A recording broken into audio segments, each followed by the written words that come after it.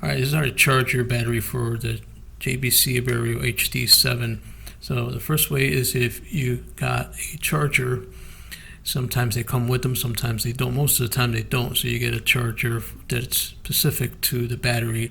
So there's the charger for it. This is AC wall adapter, and the battery is the JVC 815, which is what the camera uses, which I have right here. So the way you're going to do this is find the arrow. There's the arrow right there. There's an arrow right there. And then all you're going to do is put the battery in there. And then this connects to the wall or whatever outlet you got, the AC power, and then the camera will start, the battery will start to charge. Okay, another way to do it, the camera itself is a charger. Okay, so you put the battery in and you connect. Most of the cameras do come with the power adapter, which you see here, and you're going to connect it right into the wall, and then when it's charging, it's going to start blinking just like that. This is the same style of battery, and it'll charge right from the camera. You can even use it too as it's charging, so you can actually turn the camera on.